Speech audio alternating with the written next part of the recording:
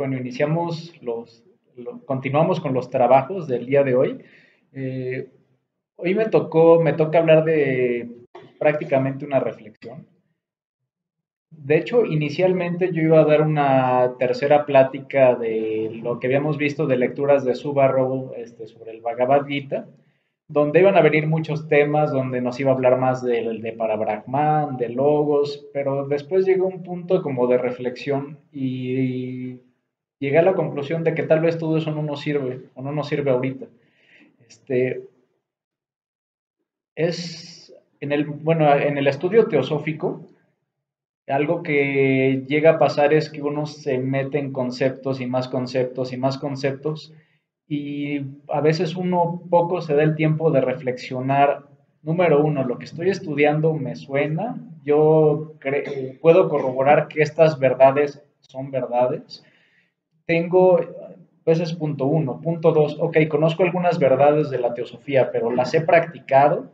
Soy un ni siquiera diría soy un buen teósofo porque eso es un término creo que infinitamente arriba, pero bueno, pues, digamos, sí, soy un buen estudiante de teosofía, me está ayudando en mi vida y partiendo de todo, de esa como pues, reflexión interna, decidí pues, suspender esa plática de Subarrow y pues compartir esta reflexión que me llevé, que me tomó como 2 días de harakiri mental y pues qué mejor que compartir este harakiri para que todos lo puedan también sufrir, ¿no?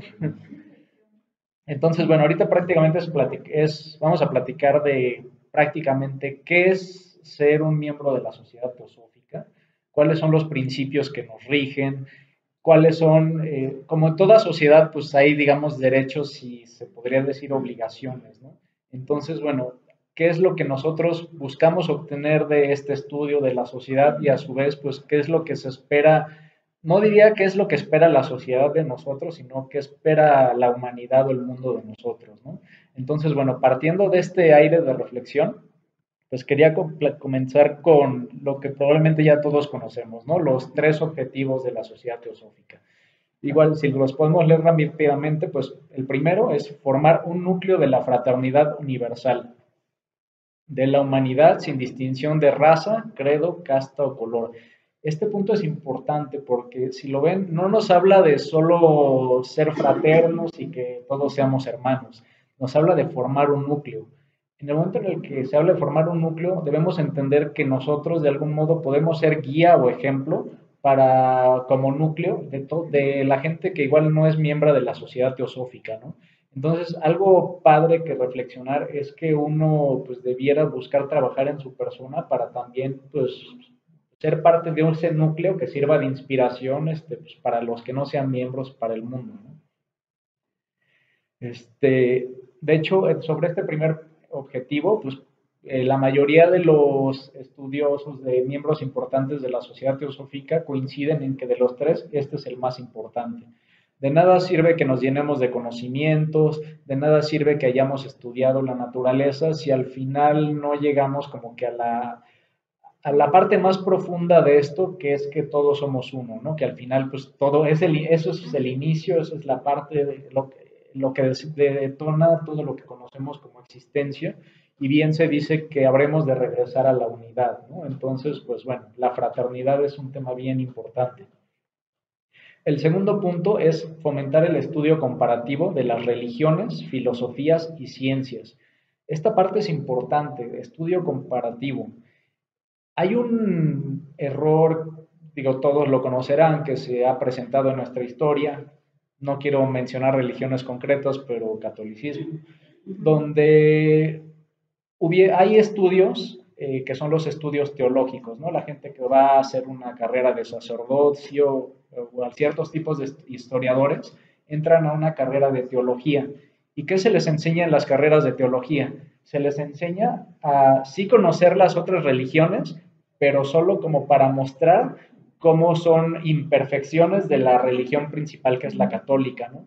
Entonces, usualmente en el estudio de las religiones caemos en dogmas donde yo tengo mi religión que es intocable, no la cuestiono, y si estudio de las otras, voy a estudiar un poquito, pero nada más como para ver cómo encaja con la mía, ¿no?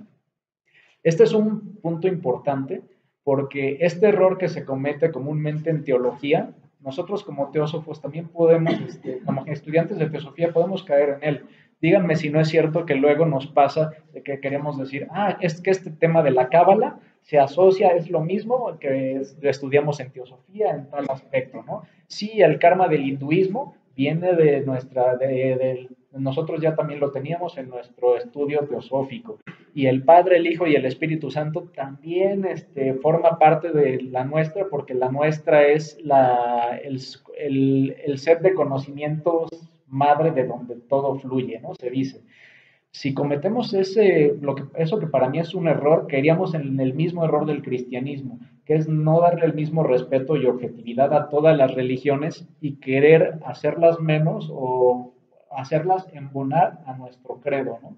Yo creo que así como vamos a tener una perspectiva para cuestionar el cristianismo, el hinduismo, el islamismo, creo que esa misma perspectiva debemos de tenerla para cuestionar pues, incluso nuestros mismos estudios teosóficos, ¿no? Es común, no sé, hay temas que podrían prestarse a debate, ¿no? Por ejemplo, el karma. A veces para mí resulta difícil de comprender, de aceptar bajo mi raciocinio humano, el por qué un niño tiene que nacer en una parte súper pobre de África y a las pocas semanas morir de hambre, ¿no? Bueno, siguiendo la regla de karma, uno diría, bueno, es que algo cometió en pasadas vidas y está aprendiendo algo, ¿no? Pero bueno, ¿qué puede aprender un niño de 3 meses? ¿Qué aprendizaje se podría llevar como para compensar ese sufrimiento? ¿No? ¿Realmente tendría sentido? Seguramente hay estas leyes, en el caso de que existan, que es lo que nosotros como teósofos estamos obligados a investigar y a discernir, posiblemente haya una justificación para esto. Pero si nosotros nos quedamos nada más como con los credos y no los cuestionamos, pues no estamos siendo buenos teósofos, ¿no? Blavatsky, voy a dar permiso para comentarios al final. Blavatsky, de hecho, incluso desde el principio, ella siempre comentó, lo que yo les estoy enseñando, no las tomen como las verdades absolutas. Lo que ustedes aprendan con el estudio teosófico, con la doctrina secreta, véanlas como simples reflexiones o sombras de la verdad. Y hay algo que Blavatsky nos dice, una vez que nosotros estudiamos y creemos que ya encontramos como el hilo negro, que ya encontramos los conceptos, siempre va a haber un momento en el que lo que era nuestra verdad, que ya la teníamos en un altar, que ya habíamos hecho una catedral con ella, nos la van a derrumbar. Y ahí es donde nosotros tenemos que luchar contra dogmatismos y decir, ¿sabes qué? Yo tenía una sombra de la verdad, pero resulta que hay una verdad basada en esta que es todavía más profunda, ¿no? Lo que dice Blavatsky es que la búsqueda de la verdad es progresiva y que nunca se acaba, ¿no? Por más que nosotros estudiemos las leyes del karma, las estancias, etcétera, pues lo que tendremos será bosquejos de lo que es la verdad. Pero este es un camino que nunca se va a acabar. Entonces, como estudiantes de teosofía, debemos de tener siempre la apertura para no cerrarnos en dogmas y aceptar otras opiniones, ¿no? Y investigar. Bueno, eso es sobre la parte de estudio comparativo. Y la parte de investigar las leyes no explicadas de la naturaleza y los poderes latentes en el hombre es prácticamente, va muy de la mano, ¿no? ¿De qué me sirve que yo me pueda leer 20 libros de teosofía si no si no agarro una postura observadora, ¿no? Se dice que, por ejemplo, no sé, el macrocosmos es un reflejo del microcosmos. Puedo yo creerlo, pero si yo no me pongo a analizar cómo mis acciones de algún modo pareciera que hubiera una similitud con lo que pasa arriba, si yo no me pongo a llevarlo a mi vida práctica, o si no me pongo a analizar lo que hay a mi alrededor, vamos a caer en dogmas. O sea, al final estamos obligados como gente que estudia teosofía a vivirlo y a experimentarlo. Digo, como resumen de esta parte, yo creo que lo importante, digo, más allá de si un concepto es correcto o incorrecto, de si tiene una justificación, el punto aquí medular es que si nosotros no tratamos de cuestionarnos lo que estudiamos, o si no tratamos, por ejemplo, puede surgir este tipo de dudas, ¿no? De, a ver, ¿por qué un niño tiene que pasar una penitencia así? Si nosotros no exploramos, no estudiamos al respecto, porque seguramente esto ya alguien Esto ya ha sido muy preguntado y seguramente ya ha habido comentarios al respecto, ¿no? Es el tipo de cosas que tenemos que reflexionar y yo creo que el reflexionar y buscar a partir de eso más fuentes, pues nos va a fortalecer nuestro conocimiento, ¿no? Y bueno, a ver, hablando, después de hablar de los tres objetivos, vamos a ir un poco más profundo, que es, ya hablamos del tema de fraternidad, del tema de comparar religiones y del tema de explorar a la naturaleza, lo que está a nuestro alrededor y también de conocernos a nosotros mismos como reflejo de esa naturaleza, ¿no? Partiendo de estos tres, hay una serie de principios. Hay una, en su momento Blavatsky generó, digamos, un escrito con una serie de, digamos, elementos o reglas que al final fueron los que evolucionaron o maduraron para dar estos, todo se resume en estos tres objetivos, ¿no? Pero bueno, ¿cuáles fueron esas reglas que ahorita pues lo que hice fue como recaudarlas? Y hay todo tipo de principios. Hay principios donde se habla del egoísmo. Se dice un miembro de la sociedad teosófica, alguien que está en la búsqueda de la verdad, lo primero que debe hacer es oponerse a todo tipo de egoísmo. En el momento en el que entra el egoísmo, ya es lo primero que te va a impedir poder desarrollarte. De hecho, se dice que tú puedes estudiar mi libro, ser un genio, pero si no se te activa, por así decirlo, el corazón es la llave para tener acceso a conocimientos o verdades más altas. ¿Y cómo se activa ese corazón? Pues justamente quitándote el ego y no pensando en ti, sino pensando en el bien de todos y en cómo poder cumplir con este plan maestro, ¿no?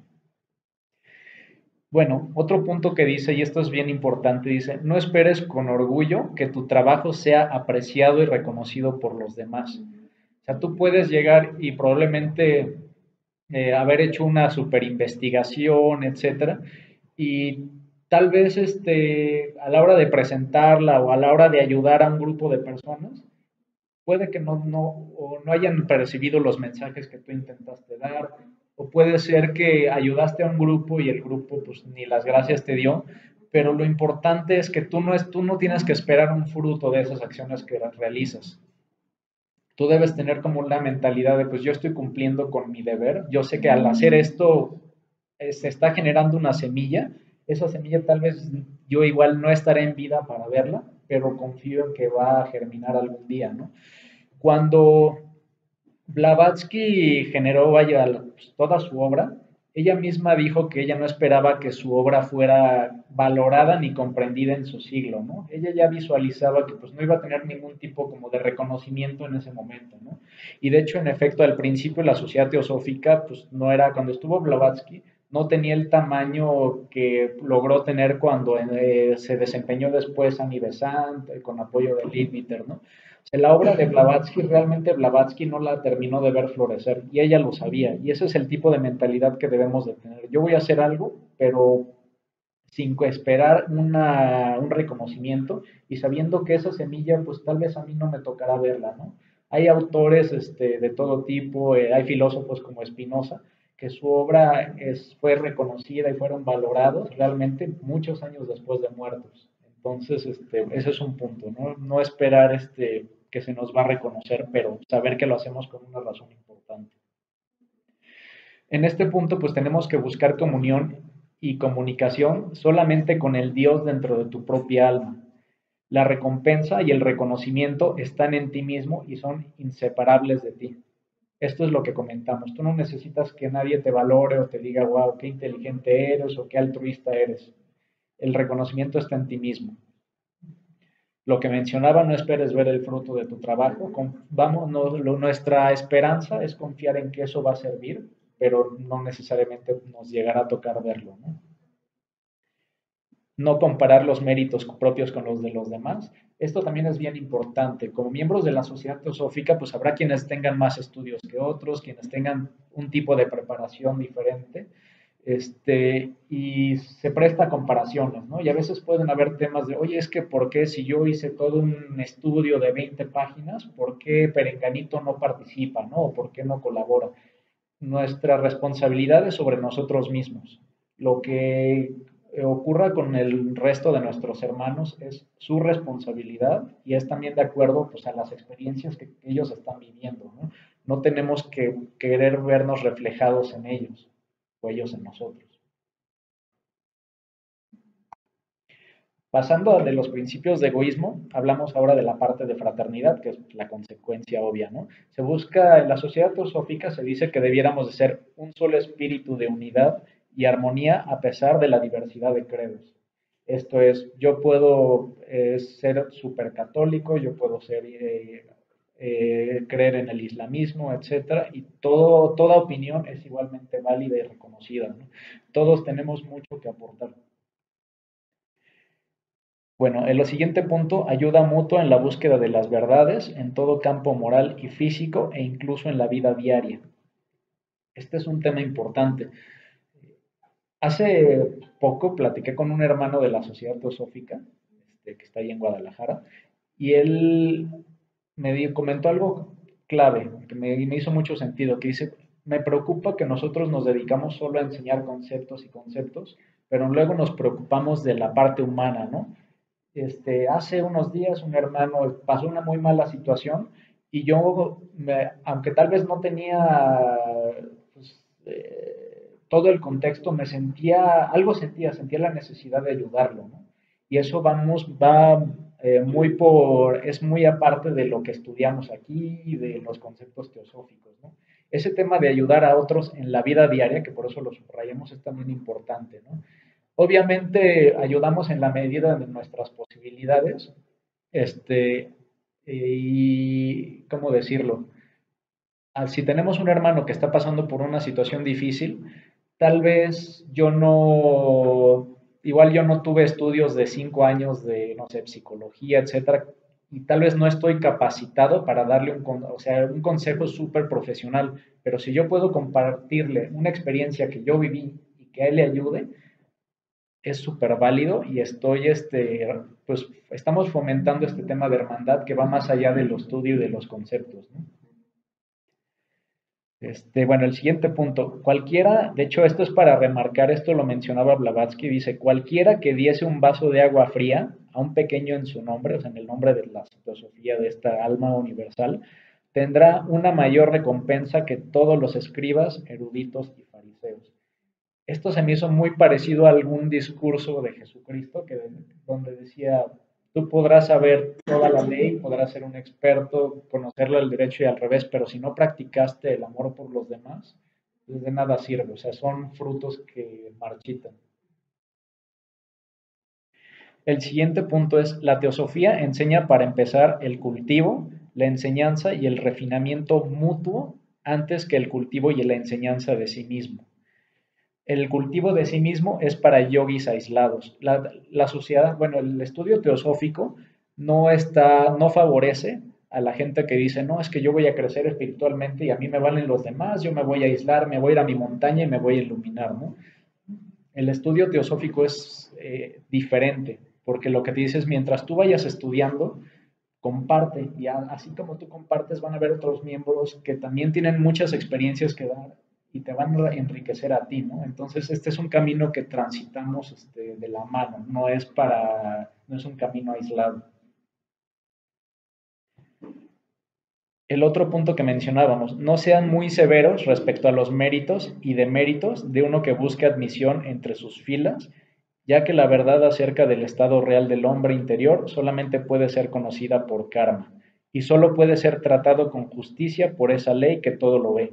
Pero incluso la simple presencia entre ustedes de un individuo bien intencionado y simpatizante puede ayudarlos magnéticamente. Este punto es importante y esto está más asociado a cuando alguien va a ingresar a la sociedad teosófica, se dice que la sociedad teosófica no está restringida ni a un tipo de culto, ni a un tipo de educación o cultura, ¿no? O sea, puede haber aquí un señor con doctorado en ciencias y puede haber un señor que viene de trabajar en el campo y las dos personas tienen mucho que aportar, cada uno en su contexto, ¿no? Este es un tema importante, no desmeritar y saber que hasta de la persona que creemos nosotros no tiene ningún conocimiento al respecto, a veces son ellos los que nos dan las lecciones más grandes de sencillez y de amor, ¿no? Bueno, ya hablamos de la parte del ego, de la parte de fraternidad, y ahora vamos a hablar del tema ya específicamente del estudio teosófico, ¿no? Esta parte ya la comentamos. Uno como miembro de la sociedad teosófica no debe creer las verdades ciegamente, sino que debe oponerse a toda manifestación de dogma o fanatismo. Si durante el estudio se nos quiere inculcar cualquier tipo de concepto, verdad que no nos suene, como miembros de esta sociedad tenemos todo el derecho de decir, ¿sabes qué? Tú crees en esto, lo respeto, pero yo difiero, ¿no?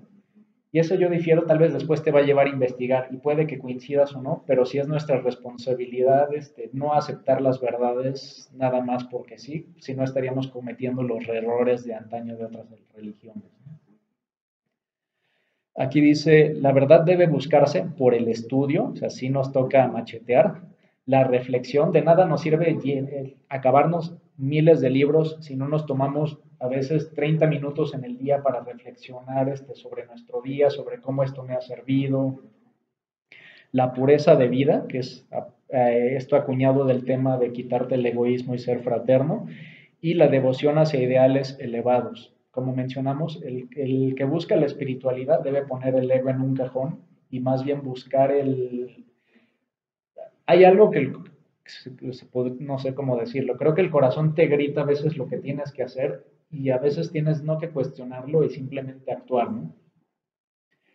El siguiente punto, se considera que las creencias deben ser el resultado del estudio o de la intuición individuales y no su antecedente y que deben basarse en el conocimiento y no meras afirmaciones. Es lo que ya platicamos. Si alguien llega y te dice algo, si te explican algo, si tú no pudiste cuestionarlo, entonces estás cayendo en el error del dogma. Por último, ninguna persona podrá realmente creer en una verdad mientras no haya crecido internamente lo suficiente para verla por sí misma. Eh, Dentro de este conocimiento, ahorita lo hablamos con el tema del karma, ¿no? Para mí es racionalmente incomprensible el poder explicar a ciertas situaciones del karma, ¿no? Y es porque tal vez en este momento yo no tengo la preparación, déjense del estudio, tal vez incluso a nivel espiritual no tengo el corazón para entenderlo, ¿no? Por tanto, pues no podremos conocer ninguna verdad hasta que haya, a veces algo tiene que crecer en nuestro interior para entender ciertas verdades. No esperemos que todo lo vamos a entender ahorita. Habrá cosas que se nos presentarán tal vez dentro de 20, 30 años y hasta ese momento tal vez tendremos algo que se nos despertó, con lo cual diremos, ah, claro, ¿cómo no lo entendí antes? ¿No? En ese sentido es bien importante, digo, al final, con todo esto que, digo, estos grandes maestros nos han legado y gente que verdaderamente dio su vida, como el caso de Blavatsky y muchos otros, al final creo que nos dieron semillas. Habrán semillas que nosotros las cultivaremos mediante el estudio, mediante la reflexión, y algunas las veremos florecer. Habrá otras semillas que tal vez nunca las entenderemos, pero es nuestra responsabilidad tratar de por lo menos haberlas estudiado lo suficiente para que, ¿cómo decirlo? Yo lo veo así, las siguientes generaciones les podamos dar la misma semilla que nos fue entregada, que nosotros no pudimos desvelar, y se las demos con la misma calidad que nos fue entregada, ¿no? Confiando que, esperando que las siguientes generaciones tal vez ya encuentren el sentido o el para qué de esas verdades, ¿no? Esa es la parte importante del estudio. Creo que vamos a transmitir muchas veces conceptos que no entendemos del todo y nuestra responsabilidad es por lo menos hacer un esfuerzo para que lo que transmitimos sea una fiel réplica y que esa semilla, pues esperemos que muchos años después alguien descubra el valor que tenía, ¿no? Y bueno, siguiendo con principios sobre el estudio teosófico, hemos dicho la teosofía no debe representar una colección de verdades simplemente morales, un manejo de éticas metafísicas. La teosofía debe hacerse práctica. A veces es, luego es difícil este concepto, ¿no? Porque uno dice, bueno, es que yo cómo aplico, por ejemplo, la ley del karma, cómo yo la aplico en mi vida diaria, ¿no? Y tal vez con un poquito de reflexión sí podemos encontrar usos. Y voy a poner un ejemplo bien simple, ¿no? Al final yo lo veo humanamente, para mí el karma es una deuda. Digo, no es un castigo, es una parte del equilibrio que se realiza en el universo, pero al final es algo que yo tengo que quemar, es algo que tengo que aprender, algo que tengo que cumplir para poder seguir adelante, ¿no? Y esto lo podemos aplicar en nuestra vida diaria. ¿cuántas deudas en nuestro día a día no asumimos, ¿no? Muchas veces nos hacemos de deudas y ni cuenta nos dimos. Deuda puede ser desde lo material, que nos metimos a pagar un carro de 50 meses cuando realmente no lo necesitábamos. Hay veces que también se nos puede incluso en el trabajo pedir muchas cosas de las que igual para nosotros en ese momento no lo reflexionamos y decimos, sí, sí, claro, yo lo hago, yo te ayudo, pero ¿qué estamos haciendo? Adquiriendo deudas que tal vez no teníamos que haber adquirido en ese momento, ¿no? Algo que creo que nos puede enseñar el karma es, mientras tú te puedas ir más libre de deudas en esta vida, deudas de todo tipo, vas a tener una mayor tranquilidad y vas a vivir mejor, ¿no? Eso es una forma como de cómo podemos, algo que parece tan abstracto como el karma, ver cómo lo aplicamos en nuestra vida diaria, ¿no? Pero bueno, es nuestra labor ver cómo esto lo aterrizamos en nuestra vida. Y lo que comentábamos, es nuestra obligación, nuestro deber como miembros de la sociedad, difundir estas perlas olvidadas de antaño y buscar que esas perlas o esas semillas pues estén con la mayor calidad posible, ¿no? Y bueno, después tenemos principios como institución. Hay una parte que mencionaron en su momento los Mahatmas, no recuerdo, creo que no se menciona cuál fue el nombre del maestro que lo dijo, pero dice algo bien interesante, dice, la sociedad teosófica no puede ser, no puede ser destruida como cuerpo. Esto no está en el poder ni de los fundadores o de sus críticos, y ni amigo ni enemigo podrán causar ruina de aquello que está condenado a existir, no obstante las equivocaciones de sus jefes. Esta parte es súper profunda. Si observamos nuestra historia, la historia de la sociedad teosófica, veremos que han habido momentos de impacto y de separaciones importantes, ¿no? Sabemos que hay muchos cuestionamientos, por ejemplo, lo que ocurrió con la difusión teosófica de Leadbeater ha sido, por ejemplo, muy cuestionada por algunos teósofos, ¿no? Que al final algunos se separaron en la logia de Londres y al final hubieron diferencias. Sin embargo, lo que se dice aquí es bien importante, que es a pesar de los errores de los dirigentes, a pesar de los enemigos, a pesar de todo, en el momento en el que los maestros dijeron esto se va a formar, ese deseo, esta actividad, este pensamiento fue tan fuerte que se nos asegura que como una constante, haga lo que haga el ser humano, hagamos lo que hagamos nosotros, nos dividamos, etcétera, esta sociedad teosófica va a seguirse, siempre va a persistir y va a seguirse reintegrando.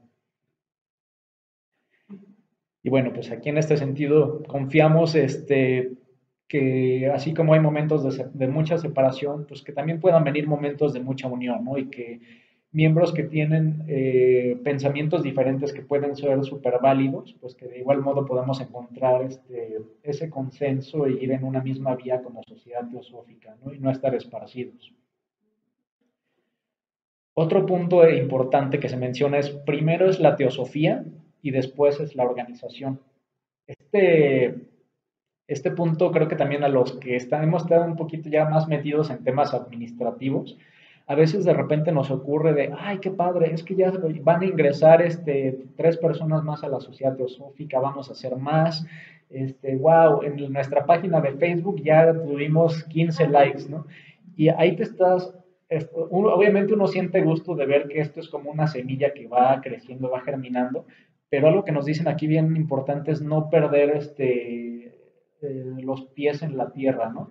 Y no por preocuparnos en cómo crecer o no por preocuparnos en cómo darnos a conocer, nos olvidemos de lo más importante que es, bueno, supongamos que ya crecimos 5 veces lo que éramos, pero ¿qué mensaje estamos dando? ¿Realmente estamos ayudando a la sociedad? Ese es el punto medular. La organización es muy importante, pero es una herramienta, es un instrumento para poder difundir esta verdad y continuar con esta misión.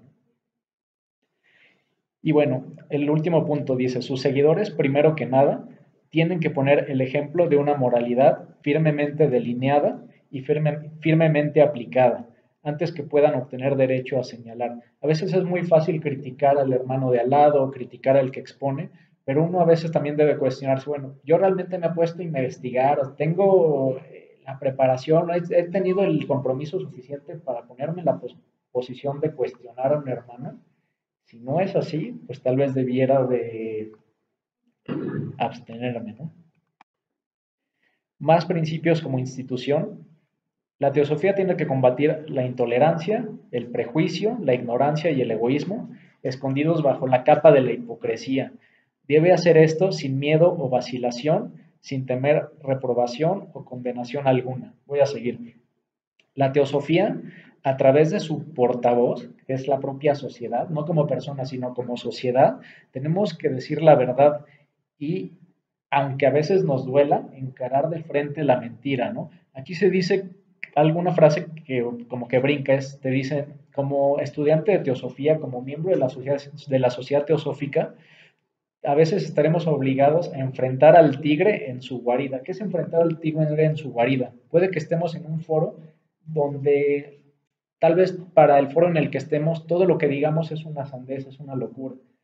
Y nuestra responsabilidad es, a pesar del a veces desprestigio moral que pueda haber, mantenernos firmes en nuestros conceptos y no vacilar, no tener temor a la crítica. Nosotros, digo, Blavatsky prácticamente tuvo muchísima crítica en su momento. O sea, prácticamente vivió momentos muy duros, la fue criticada muy duramente por el cristianismo, fue duramente criticada incluso por brahmanes en la propia India y digamos, apretó el puño y nunca se echó para atrás, ¿no? Y ese tipo de enseñanza, pues es lo que también nosotros tenemos que defender como leones, ¿no?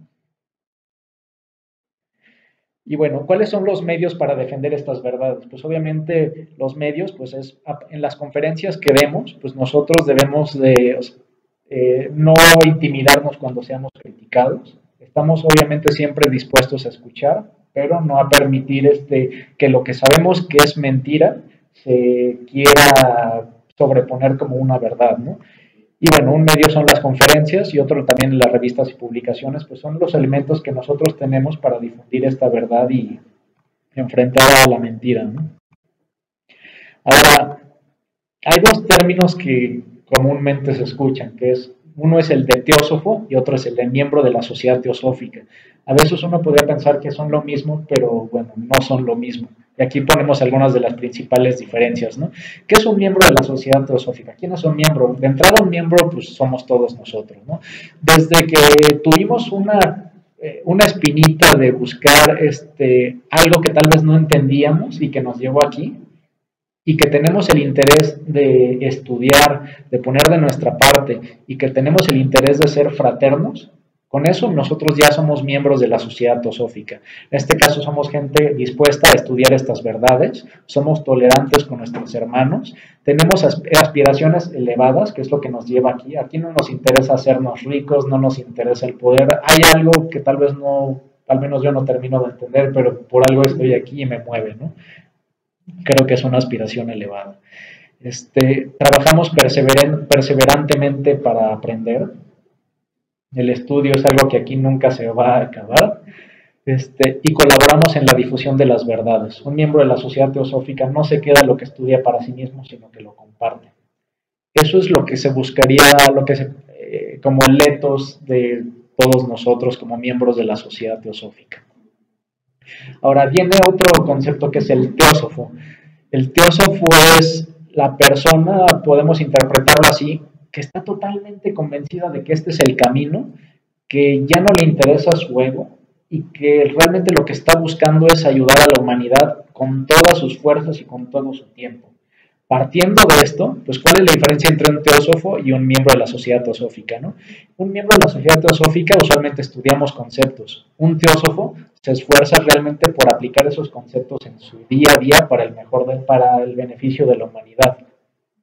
Un miembro de la sociedad teosófica es tolerante con sus hermanos. Para un teósofo no solo eres tolerante, sino que tu prioridad son los demás. Un miembro de la sociedad teosófica tiene aspiraciones elevadas. Para un teósofo, el progreso humano es la prioridad y está por arriba de cualquier tipo de interés propio o de otros. Y va a pelear ferozmente para que eso se consiga. Un miembro de la sociedad teosófica trabaja perseverantemente para aprender. Un teósofo trabaja perseverantemente para enseñar.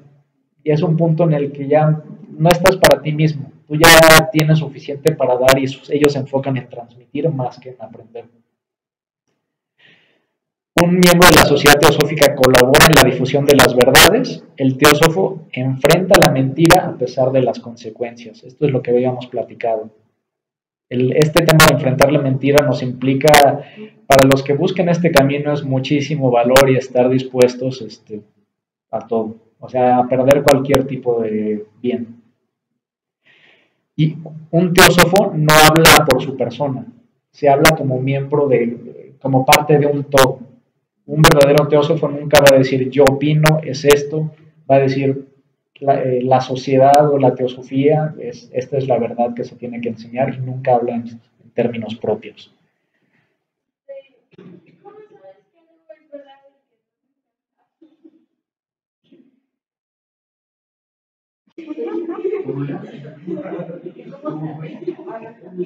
La verdad es un tema, es contradictorio y tienes totalmente razón. Yo no tengo forma de, en este momento, es que todo, ¿cómo decirlo? Todo son medias verdades, ¿no? Y la verdad es algo que se va a seguir refinando y refinando. Tal vez, la verdad no la vas a encontrar, pero puedes vivir, a la hora de conocerla, de estudiarla y de vivirla, puede que tú misma percibas que estás más cerca de algo que parece ser real. Y si tú ya lo percibiste, por ejemplo, voy a poner no sé, ¿es real el amor de una mamá hacia un hijo? ¿Qué podría pensar una persona que digamos, no sé, que no ha tenido, que no tuviera esa sensibilidad o que no tuvo la fortuna de tener una madre?